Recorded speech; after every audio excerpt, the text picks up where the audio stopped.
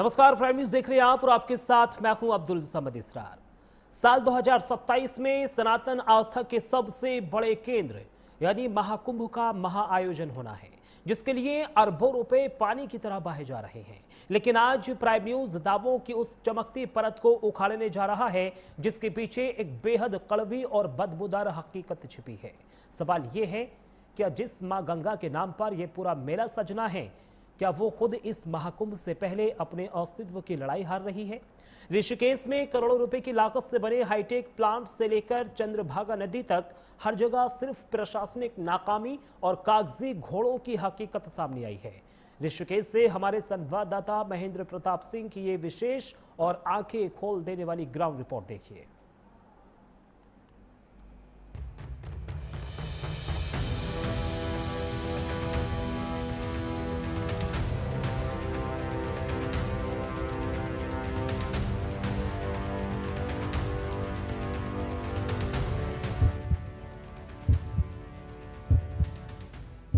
मोक्षदायिनी, पतित पावनी, सनातन आस्था का सबसे बड़ा केंद्र मां गंगा।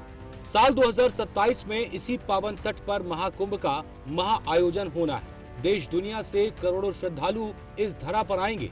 लेकिन क्या इस कुंभ से पहले गंगा खुद अपने अस्तित्व की लड़ाई हार रही है? प्राइम न्यूज की इस विशेष रिपोर्ट में आज हम उन दावों की परत को उखाड़ेंगे जिसके पीछे छिपी है एक कड़वी और बदबूदार हकीकत।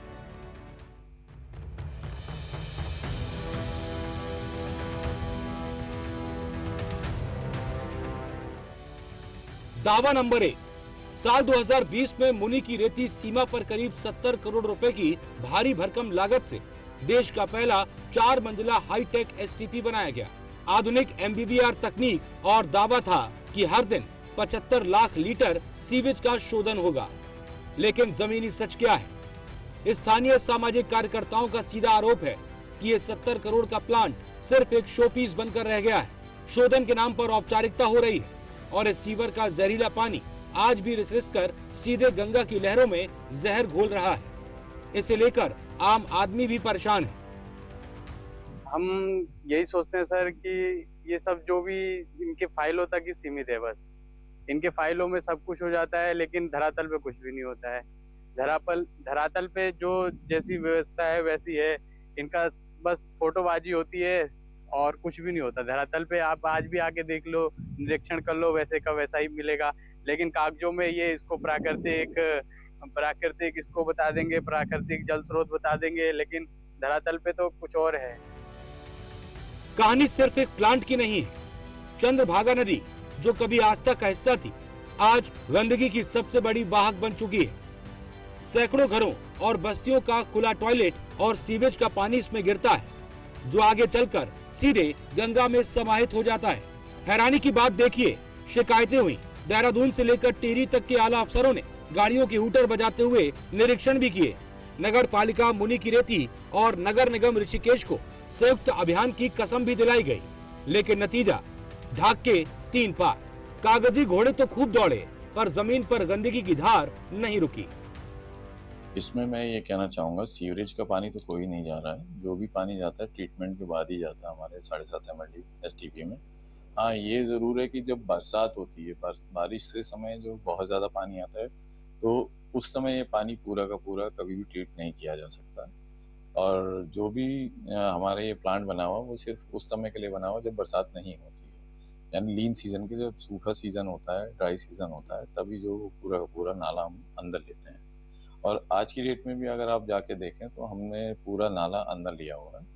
इसमें ढाल वाला नाला का ही सबसे ज़्यादा पानी आता है। उसमें कई जगह स्रोत भी बीच बीच में से कहीं नेचुरल पानी भी मिलता है उसमें। और हर महीने इसके जो है यूकेपीसीबी, जो उत्तराखंड पॉल्यूशन कंट्रोल बोर्ड है, वो इसकी जांच भी कर रहा है इस पानी की। और मोस्टली जो है ज़्यादातर ये नॉर्म्स के अंदर ही रहता है हमारा जो पानी सीधे नदी में जाता है। हाँ, ये ज़रूर देखने में वो कई बार गंदा इसलिए दिखाई देता है क्योंकि कूड़ा उसमें कई जगहों से आता है। और कूड़े की सफाई निरंतर, अगर कूड़े की सफाई हो तो उसमें एस्थेटिकली जो दिखाई दे रहा है वो गंदा कभी दिखाई भी नहीं देगा। फिर भी हमारी कोशिश ये रहती है कि वहाँ से साफ सफाई करते रहें। तारीख नोट कीजिए, 7 मार्च 2026। विशेष सहायता योजना के तहत शीशम झाड़ी इलाके में ड्रेन कवरिंग के लिए 2,46,00,000 से ज्यादा की रकम वसूल की गई। कागजों पर मोहर लगी, महीनों बीत गए, लेकिन धरातल पर एक ईंट तक नहीं हिली। और जब इस प्रशासनिक नाकामी पर चंद्रेश्वर नगर के सामाजिक कार्यकर्ता रघुनाथ झा जैसे लोग आवाज उठाते हैं, नमामि गंगे से लेकर मुख्यमंत्रियों तक गुहार लगाते हैं, तो उन्हें समाधान नहीं मिलता, बल्कि कानून व्यवस्था का खौफ दिखाकर उनका मुंह बंद करने की कोशिश की जाती है। सर ये ढाल वाला से एक नाला आ रहा है जो ये नमामि के प्लांट के जस्ट बगल में ही बह रहा है।